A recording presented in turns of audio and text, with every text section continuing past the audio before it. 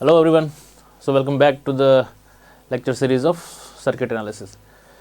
So far we have discussed the application of Laplace transform. Okay, so further we'll continue with some additional applications of Laplace transform. So time response analysis की बात करें, ये इसके पहले हमने transient analysis पढ़ा, ठीक है। वो सारे क्वेश्चंस हमारे लाप्लास से एप्लीकेशन से हो जा रहे थे, ठीक है। तो सेकेंड ऑर्डर सर्किट वहाँ हमने पढ़ा था, और अभी इस लाप्लास हमने फर्स्ट ऑर्डर सर्किट पढ़ा। यहाँ अगर सेकेंड ऑर्डर सर्किट हमको सॉल्व करना हो, एक सेकेंड ऑर्डर सर्किट का रिस्पॉन्स चाहिए, तो लाप्लास की हेल्प से हम उसको बहुत ईजिली सॉल्व कर सकते हैं।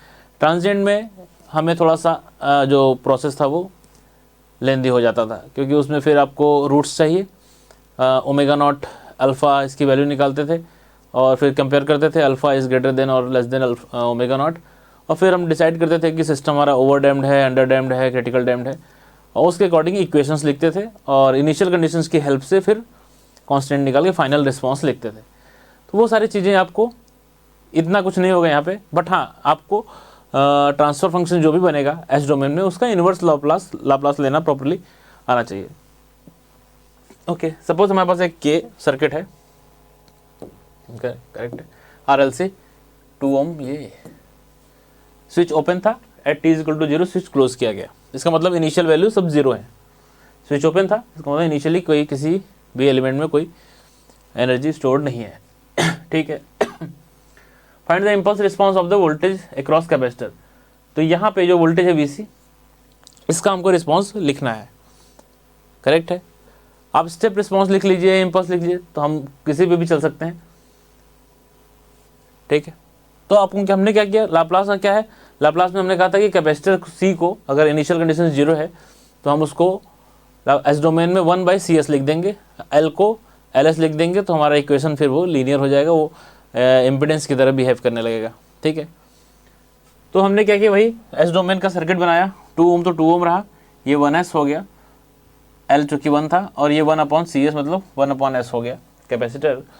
और ये आपका एक स्टेप, अगर इनपुट है तो मान लीजिए स्टेप सोर्स है, तो उसका लाप्लास लिया तो V/S हो गया, ठीक है। इसमें सिंपल KVL लगाएंगे तो आपको ये मिल जाएगा, V/S = 2 + S + 1/S IS। यहाँ से IS आपका ये आ गया, VS/S + 1²। तो जब आपके पास IS ये आ गया, VS/S + 1², तो अभी आपसे बोला कि स्टेप रिस्पॉन्स बताइए। स्टेप रिस्पॉन्स मतलब इनपुट आपका स्टेप था, इनपुट आपका स्टेप था। तो इनपुट अगर स्टेप था, इनपुट अगर स्टेप था तो क्या हो जाएगा, IS = VS की जगह पे आप उसका लाप्लास ले लीजिए, 1/S / S + 1 का होल स्क्वायर, ठीक है। अब इसको आप चाहे तो पार्शियल फ्रैक्शन के टर्म में लिख सकते हैं, A/S + B/S + 1 का होल स्क्वायर प्लस C/S + 1। इस तरह से इसको आप फर्दर लिख सकते हैं। अब इसकी वैल्यू निकालना चाहें ABC की, पार्शियल फ्रैक्शन रेसिड्यू मेथड से निकालना चाहें, चाहे किसी से भी निकालना चाहें, निकाल सकते हैं। ये लेक्चर के एंड में हम एक नया मेथड भी सीखेंगे, ग्राफिकल मेथड, कि पोल जीरो प्लॉट पढ़ेंगे हम। पोल जीरो प्लॉट से आप किस तरह से ये रेसिड्यूज जो है वो फाइंड कर सकते हैं, चाहे आपका रूट कैसा भी हो, ठीक है। तो वो मेथड भी हम डिस्कस करेंगे इसके लास्ट में, ठीक है। फिलहाल आप रेसिड्यू से निकालिए, चाहे कोफिशिएंट कंपैरिजन से निकालिए, कैसे भी करके आंसर आपका सेम आएगा, ठीक है। निकालेंगे, देखेंगे कितना आएगा इसका।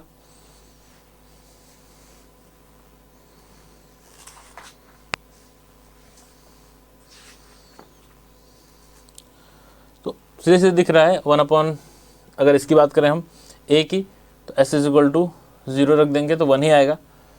A = आपका 1 आने वाला है, यहाँ पे लिख दे रहा हूँ सीधे। B के लिए S + 1 मल्टीप्लाई कर देंगे, S = -1 रखेंगे, B = -1 आ जाएगा, ठीक है। C के लिए S + 1 मल्टीप्लाई करेंगे, और फिर 1/s आएगा, 1/s को डिफ्रेंशिएट करेंगे, -1/s² आएगा, तो सी भी आपका -1 आ जाएगा। ठीक है, तो IS आपका हो जाएगा 1/s माइनस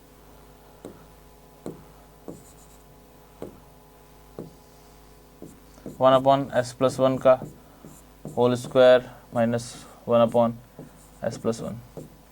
अब इसका आप सीधे रिस्पॉन्स लिख सकते हैं, आपको IT चाहिए, IT तो इन्वर्स लाप्लास लेना है, तो इसका तो 1 UT माइनस ये 1/s का स्क्वायर अगर होता, 1/s का स्क्वायर किसका होता है,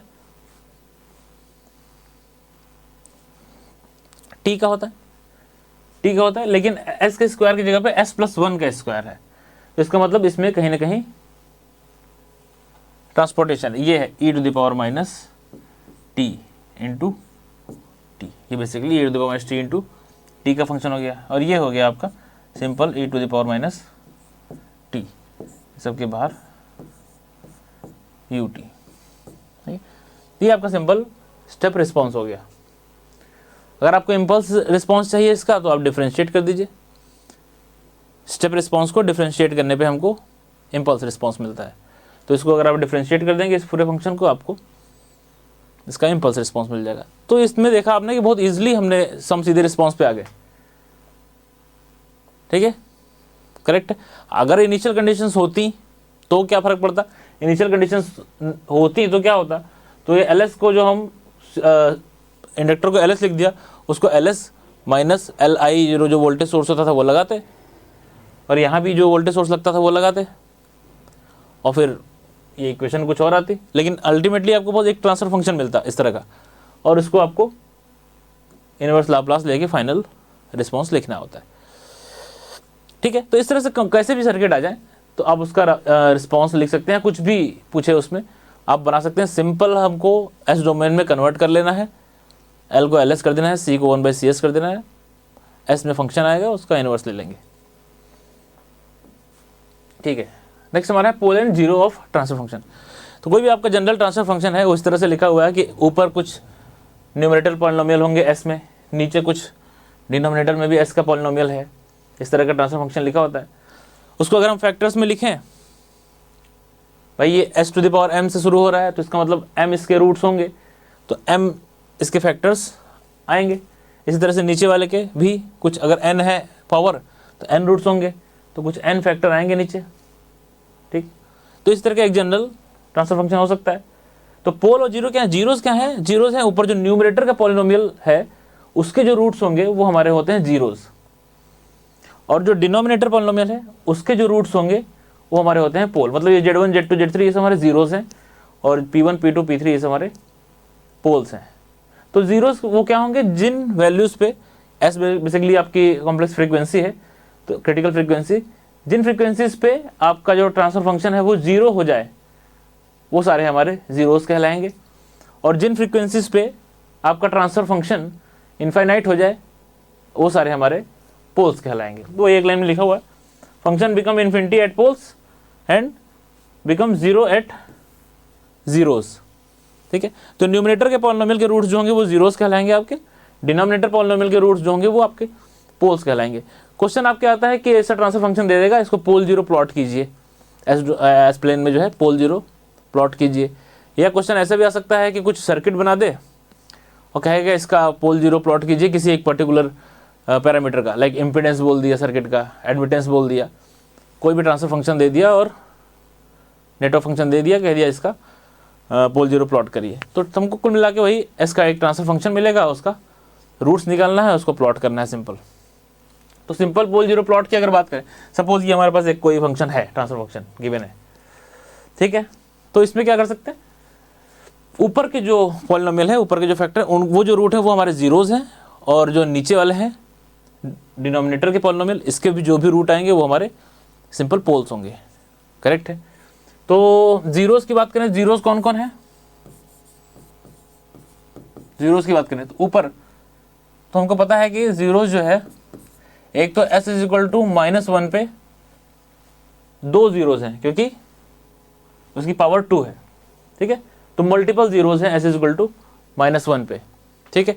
इसमें एस के रूट क्या आएंगे, एस इज इक्वल टू -5, एक जीरो आपका एस इज इक्वल टू -5 पे है, तो इस पे आपके स्टार बना दिया, इस पे 2 है, इस पे एस इज इक्वल टू -1 पे 2 जीरोज है, एस इज इक्वल टू -5 पे 1 जीरो है। पोल की बात करें तो एक तो आपको सीधे सीधे एस इज इक्वल टू -2 पे एक पोल है, और ये यहां से जो भी रूट आएंगे एस के 2 रूट और आएंगे, क्या आ सकते हैं, इसको आप फर्दर अगर ओपन करें एस स्क्वायर प्लस 6s है, इसको होल स्क्वायर बनाने जाएं तो 6/2 3 प्लस 9 माइनस 9 करिए, 6s प्लस 9 माइनस 9, ठीक है, प्लस 13 है ये, तो ये तो हो जाएगा s प्लस 3 का होल स्क्वायर, और ये हो जाएगा +4, ठीक है। इसको कॉम्प्लेक्स में हम रूट लिख सकते हैं, +4 को हम लिख सकते हैं क्या, +4 को अगर आप रूट तो आप वैसे भी निकाल सकते हैं, आप यहाँ पे सीधे सिद्धाचार्य लगाइए, आपके रूट आ जाएंगे। सिद्धाचार्य मतलब -b plus minus √b² - 4ac/2a, ठीक है। यहाँ से मुझे दिख रहा है कि इसके रूट जो है वो एक तो आएगा s is equal to s plus 3 minus 2j, और एक आने वाला है s प्लस 3 प्लस 2j, और सॉरी ये तो फैक्टर लिख दिया मैंने, ये तो फैक्टर लिख दिया, ये 2 फैक्टर आएंगे, और रूट आप जो है लिख सकते हैं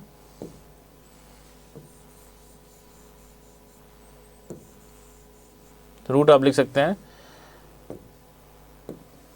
-3 - 2j -3 प्लस 2j, ये दोनों आपके रूट आने वाले हैं, ठीक है। तो 2 पोल कॉम्प्लेक्स पोल आ रहे हैं, एक आपका रियल पोल है, इसको आपको जस्ट प्लॉट करना है, ठीक है। प्लॉट करेंगे एस प्लेन पे,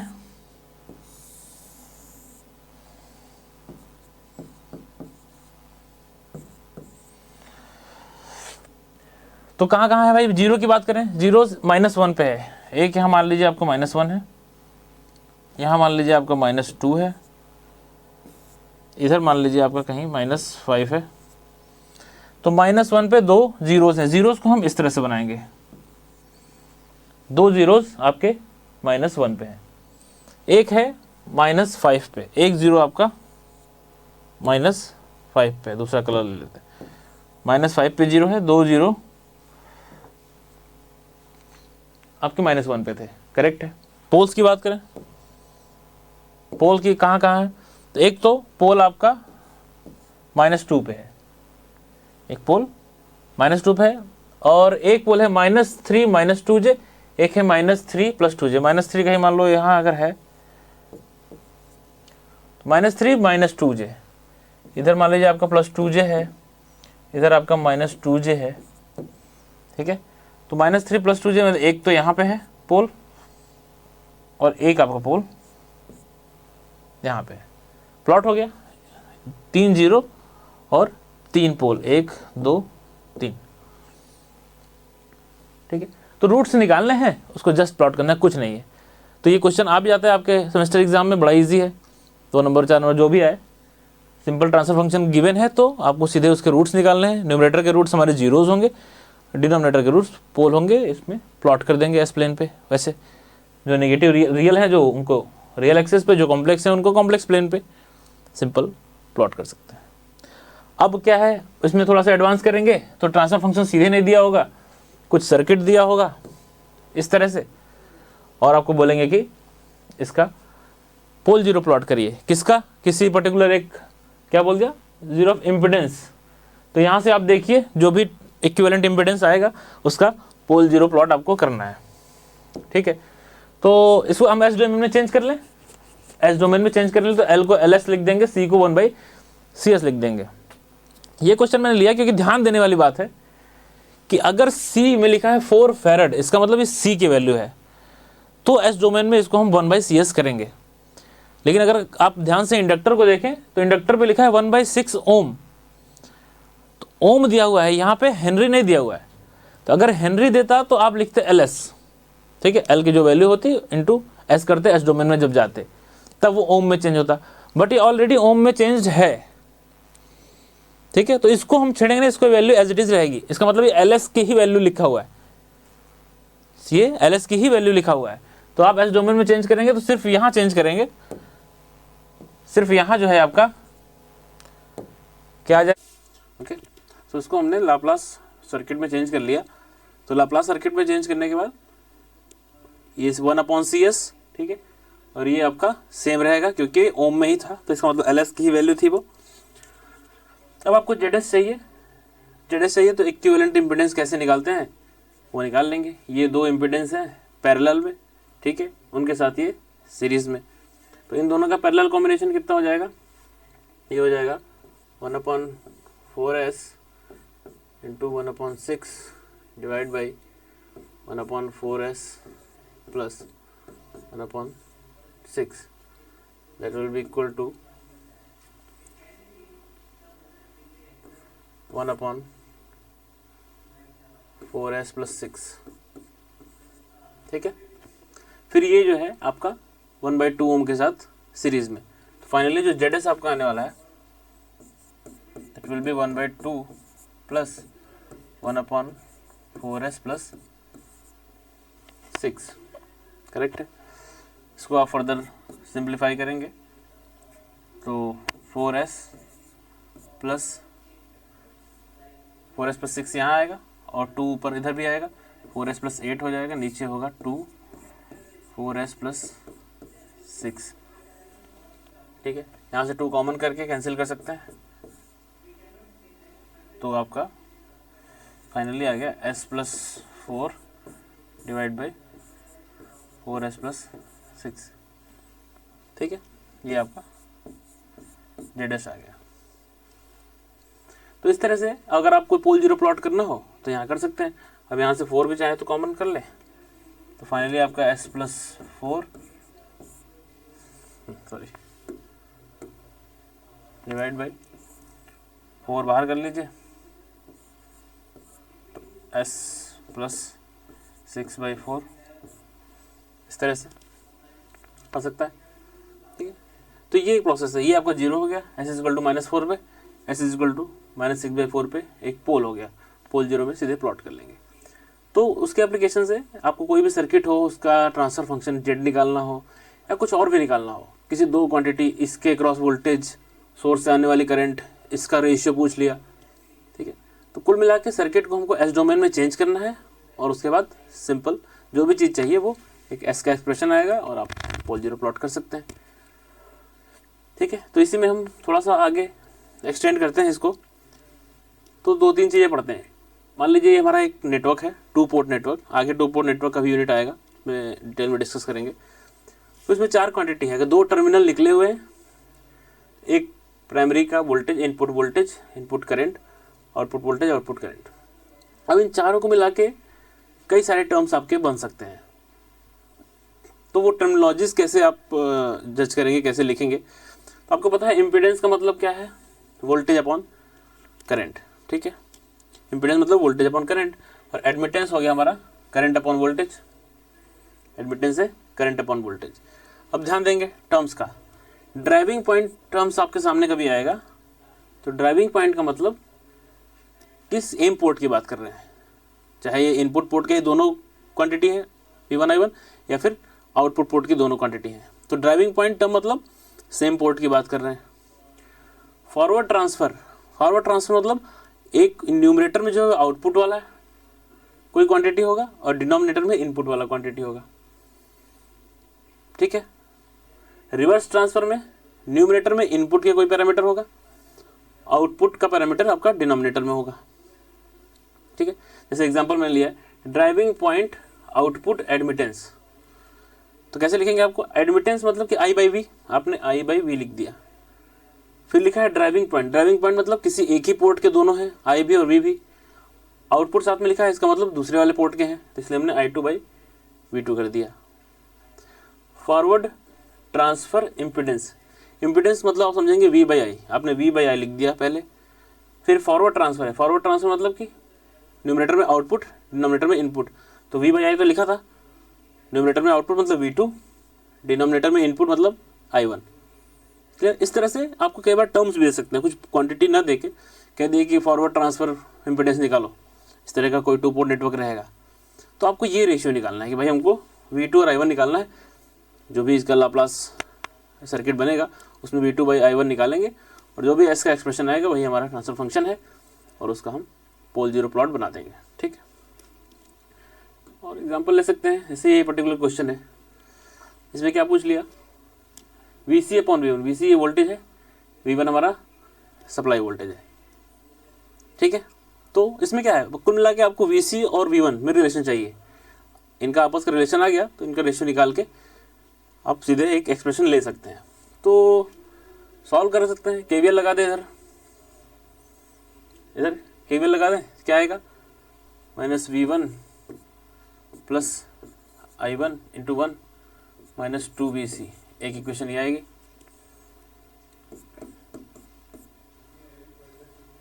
ठीक है, यहाँ पे आप KCL लगा दीजिए, KCL लगा दीजिए, क्या आएगी, एक तो ये करंट आउटगोइंग, सब आउटगोइंग ही मान लो।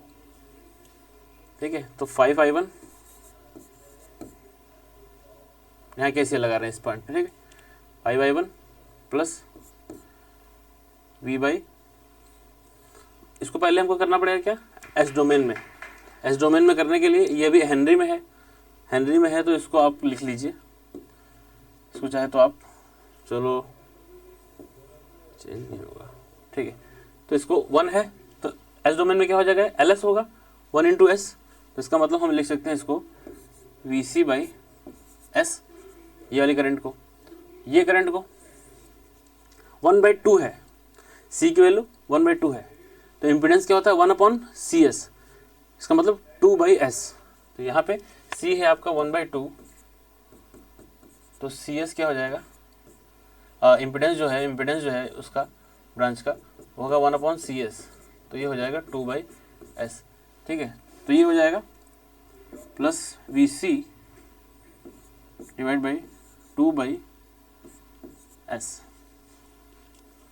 ठीक, यहाँ से S ऊपर चला जाएगा, = 0। अब कुल मिला के आपको कैसा सेट करना है कि इक्वेशन में कुछ ऐसा करें कि V1 रहे और VC रहे, क्योंकि रिलेशन हमको VC और V1 में ही चाहिए।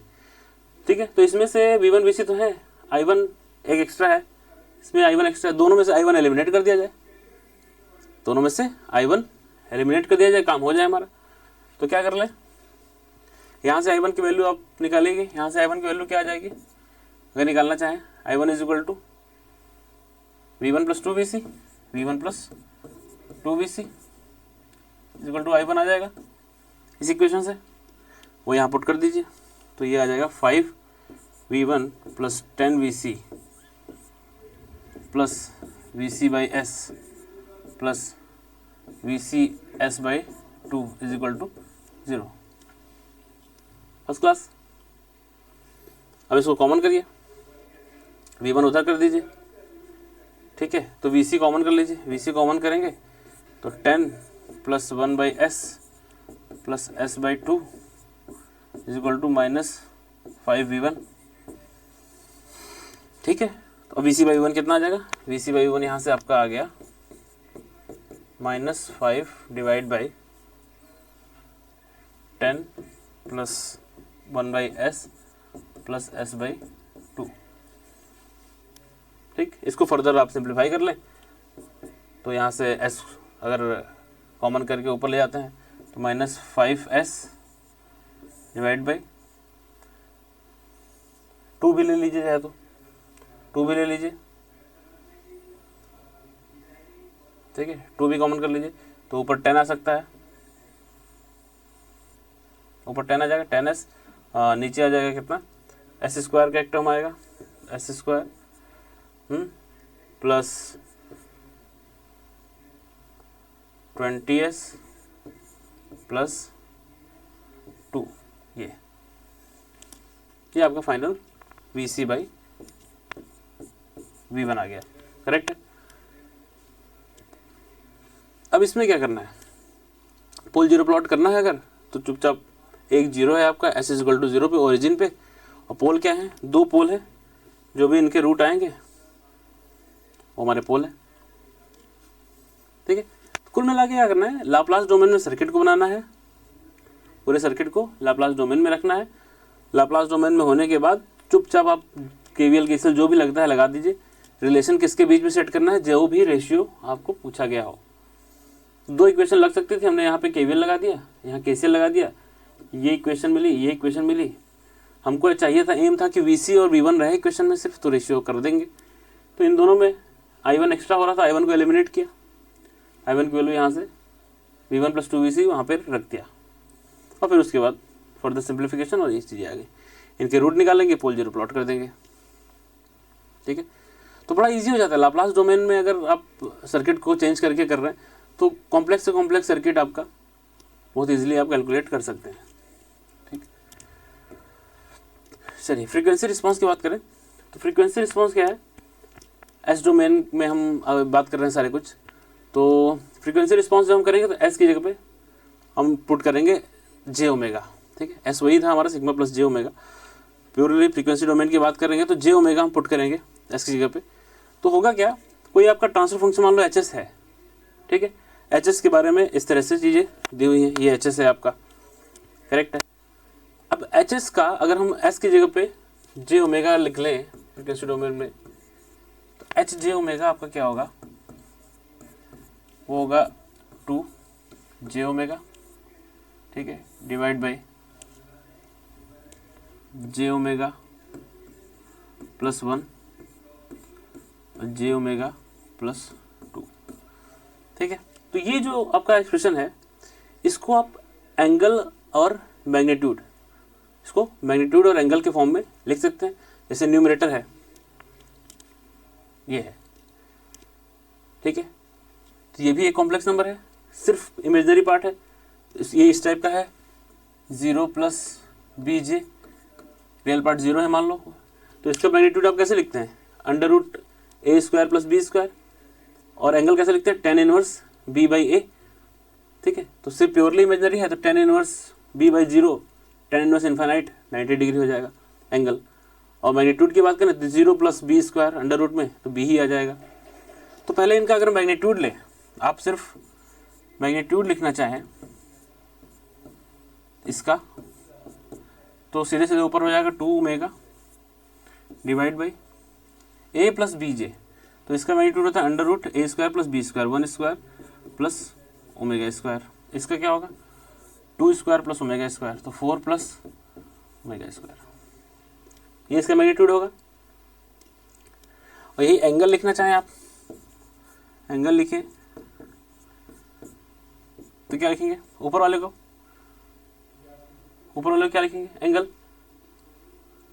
tan inverse ω/0।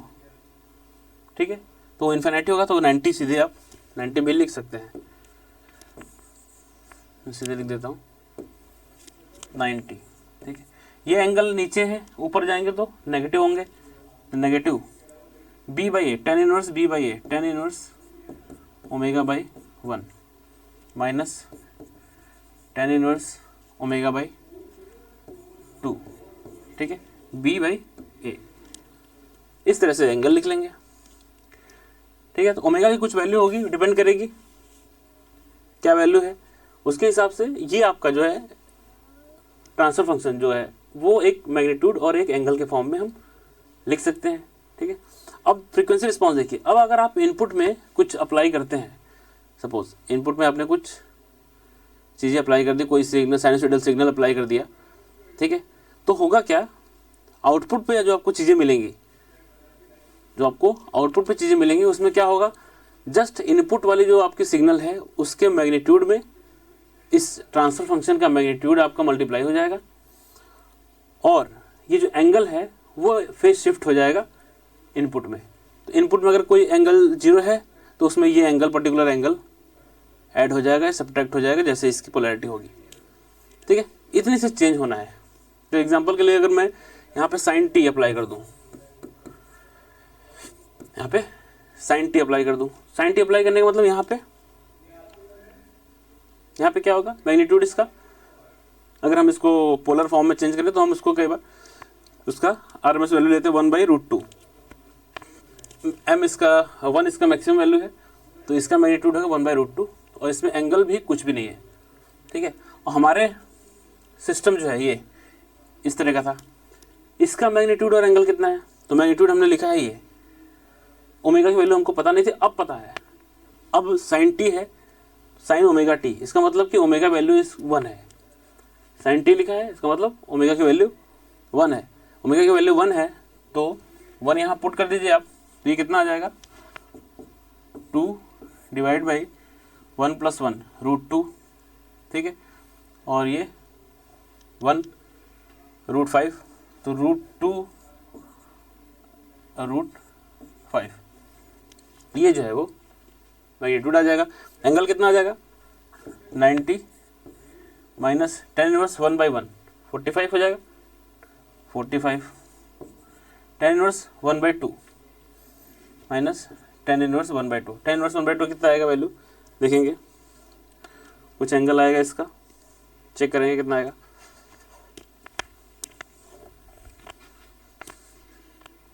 चेक करते हैं इसको। tan इनवर्स 1/2 हमारा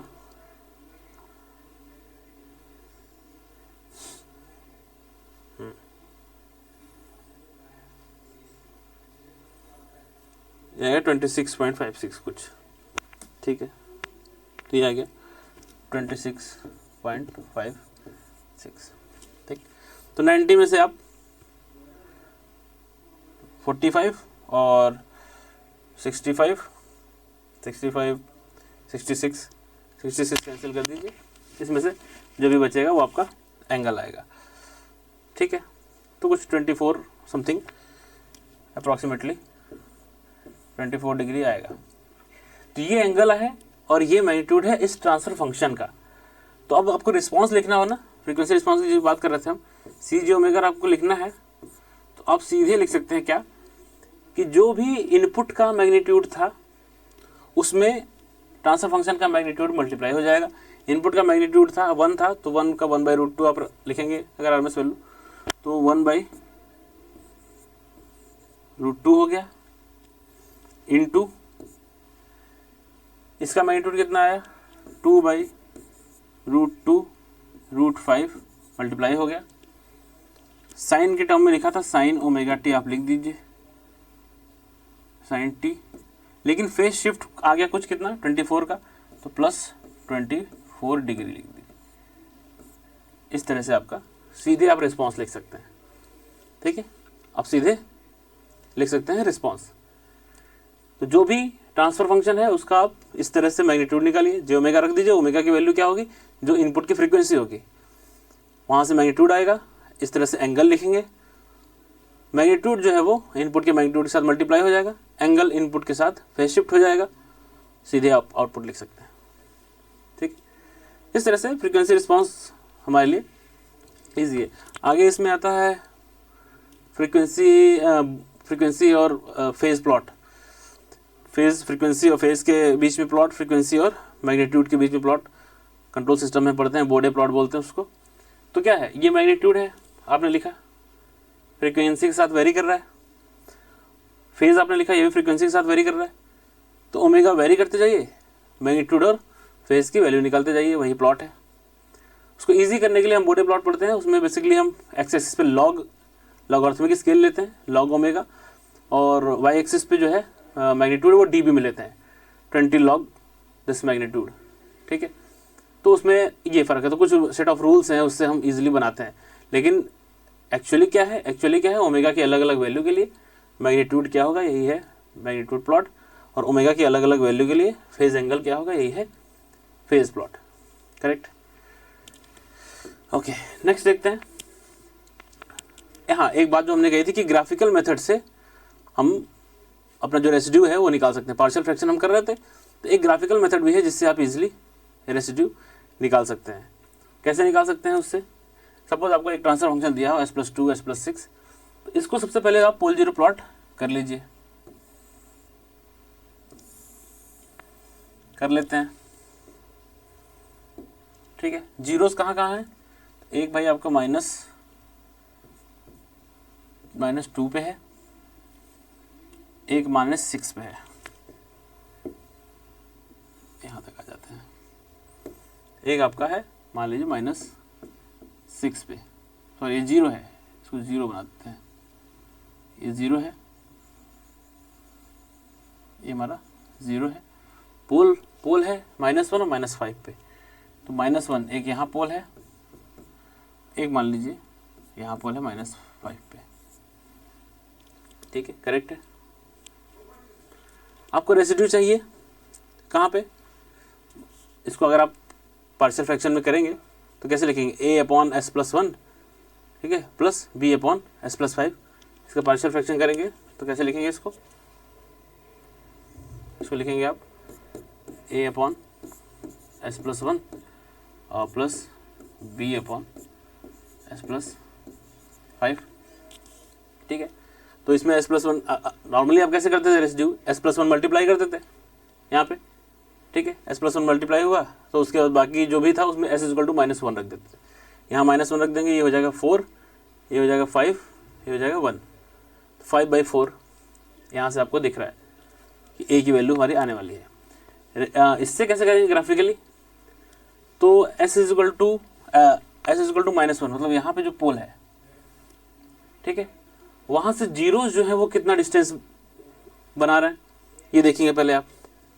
जीरोस, ये 0 इससे कितना डिस्टेंस पे है, 1, ये 0 इससे कितना डिस्टेंस पे है, ये डिस्टेंस आपकी है कितनी, 5, ठीक है, ये -1 है, ये 6 है, ठीक है।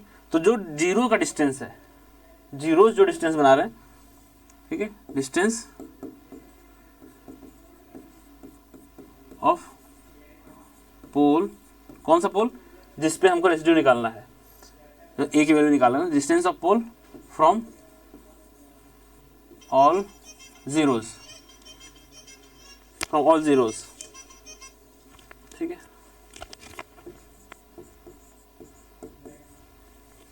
Divide by distance of pole from all poles, ठीक है। तो इस पे हम निकाल रहे थे रेसिड्यू, तो दोनों जीरो, इस जीरो से डिस्टेंस 1 है, इस जीरो से 5 है, ठीक है। तो इसका आप मल्टीप्लाई, 1 हो गया, 5 हो गया, डिवाइड बाई, जैसे ये लिखा हुआ है उसी तरह से डिवाइड बाई पोल कितने बचे इसके अलावा, इससे इस पे हम निकाले रहे हैं, इसके अलावा ये बचा है, इससे डिस्टेंस कितनी है इसकी, इससे डिस्टेंस है इसकी 4, तो डिवाइड बाई 4 आ गया सीधे रेसिड्यू 5/4, करेक्ट है। आपको b की वैल्यू चाहिए, अगर b की वैल्यू चाहिए तो b की वैल्यू के लिए क्या कर लें, s+5 मतलब जो s = -5 पे जो आपका पोल है, इसमें जो दोनों जीरो हैं उनसे डिस्टेंस कितना है उसका मल्टीप्लिकेशन, ठीक है। तो दोनों जीरो, एक जीरो ये है, इससे डिस्टेंस इसका कितना है, इससे डिस्टेंस है 3, इससे डिस्टेंस कितना है, इससे डिस्टेंस है 1, तो इसका मतलब ये तो a की वैल्यू हो गई। b की वैल्यू के लिए 1 × 3 डिवाइड बाई, इसका पोल से डिस्टेंस कितना है, पोल से डिस्टेंस तो 4 ही है, डिवाइड बाई 4, ये 3/4 आ गया। चुपचाप यहाँ पे आप लिख देंगे 5/4 upon s+1 plus 3/4 upon s+5। तो उस रेसिड्यू में आपको सिंपल पोल हो, ये हो, उस मेथड से निकालना इजी था। कॉम्प्लेक्स पोल हो जाते थे अगर, मतलब रियल और इमेजिनरी दोनों हो, तो थोड़ा सा उसमें आप दिक्कत होता था उसमें कॉम्प्लेक्स पोल निकालने में। यहाँ आपको अगर क्वाड्रेटिक इक्वेशन बन जाए या कुछ और, तो आप सीधे कॉम्प्लेक्स के टर्म में लिख दीजिए कॉम्प्लेक्स पोल, और उसको भी यहाँ पोल 0 पे प्लॉट कर लीजिए, और सिंपल करना क्या है, न्यूमरेटर में करिए, किसी एक पर्टिकुलर पोल पे ही रेसिड्यू निकालेंगे जो भी होगी। तो जिस पोल पे आप रेसिड्यू निकालना है, जिस पोल पे आपको रेसिड्यू निकालना है, उस पोल पे आप जितने भी जीरोस हैं उनसे डिस्टेंस देख लीजिए, उसका मल्टीप्लिकेशन ऊपर लिख लीजिए, ठीक है, डिवाइड बाई जितने भी पोल्स बाकी बचे हैं उनसे उसका डिस्टेंस देख लीजिए, नीचे कर लीजिए, आंसर आ जाएगा सीधे, ठीक, ओके। चलिए, ये एक दिया हुआ है पोल 0 प्लॉट पहले से बना हुआ है, इस पोल 0 प्लॉट में किस तरह से आप कर सकते हैं देखेंगे इसको।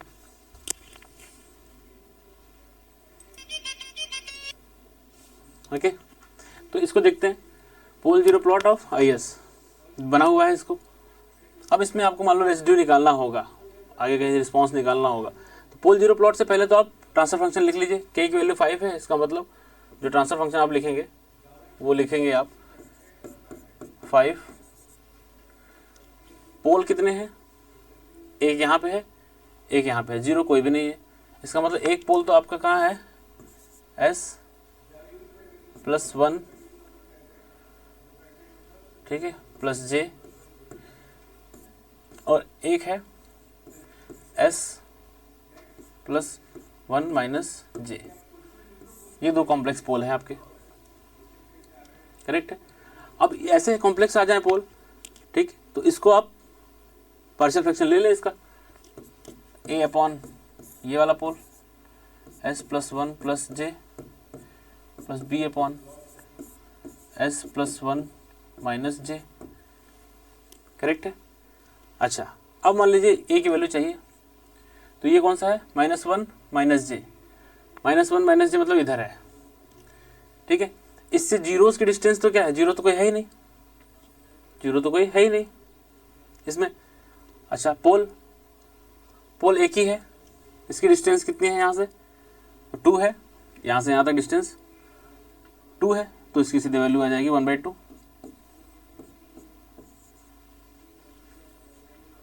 1/2 A की वैल्यू आ गई। नीचे आप जो भी एक्सप्रेशन है S+1 + J लिख दीजिए, प्लस B की वैल्यू भी इसी तरह से इस पर निकालेंगे तो उसकी डिस्टेंस भी 2 ही है, तो ये भी 1/2 S+1 - J। बीच में कोई पोल भी होता तो उसको भी हम ध्यान में रखते, ठीक। पोल मेरे ख्याल से इसमें था क्या, ओरिजिन पे अगर पोल होता तो 1 डिस्टेंस, तो इसकी डिस्टेंस यहाँ से यहाँ देखते। कोई जीरो अगर हमारा ओरिजिन पे होता तो पहले ऊपर न्यूमरेटर में जो 1 लिखा हमने, यहाँ से ये डिस्टेंस लेते, और इस वाले पोल के लिए भी यहाँ से ये डिस्टेंस लेते, तो कुछ √2 आती है डिस्टेंस, तो ऊपर ये √2/2 आता, क्योंकि जीरो से डिस्टेंस √2 है और पोल से डिस्टेंस 2 है, ठीक है। तो अगर कोई जीरो होता तो उस तरह से चीज़ें चेंज होती, ठीक है। तो एक ये भी तरीका है आपका किस तरह से आप ग्राफिकली रेसिड्यू आप निकाल सकते हैं अगर पार्शियल फ्रैक्शन कर रहे हैं तो, ठीक है, ओके। तो ये हमारा लाप्लास का एप्लीकेशन रहा। बहुत सारी चीज़ें आप लाप्लास ट्रांसफॉर्म से कर सकते हैं। सबसे अच्छा तो हमारा ट्रांजिएंट जो प्रॉब्लम्स थे, वो चाहे साइनसोइडल इनपुट हो, चाहे स्टेप हो, रैंप हो, कुछ भी हो, हमको सिर्फ लाप्लास डोमेन में सर्किट लेना है और KVL KCL कुछ भी लगा के एस का एक एक्सप्रेशन बनाना है, उसका इन्वर्स लाप्लास ले लेना है, सिंपल, आपके पास रिस्पॉन्स आ जाएगा। फ्रीक्वेंसी डोमेन में भी यही है, J ω रखना है, मैग्नीट्यूड और एंगल निकालना है ट्रांसफर फंक्शन का, और जो भी इनपुट होगा वहाँ से हमको ओमेगा मिल जाएगा। रिस्पॉन्स हम सीधे लिख सकते हैं, इनपुट का मैग्नीट्यूड मल्टीप्लाई बाई जो ट्रांसफर फंक्शन का मैग्नीट्यूड है, और इनपुट के ही सिग्नल में हम एक फेज शिफ्ट दे देंगे, कितना, जितना ट्रांसफर फंक्शन का एंगल है, करेक्ट है। इस तरह से इसको आप कंप्लीट कर सकते हैं, ओके। तो नेक्स्ट हम जो है इसमें अपना 2 पोर्ट नेटवर्क जो हमारा नेक्स्ट टॉपिक है वो स्टार्ट करेंगे, ठीक है। तो ये यहाँ तक आपका लाप्लास ट्रांसफॉर्म क्लियर है। तो एप्लीकेशन ऑफ लाप्लास ट्रांसफॉर्म की जो यूनिट है उसमें आप कोई इतनी चीज़ें आती हैं तो आप उसमें अच्छा स्कोर कर सकते हैं। Thank you.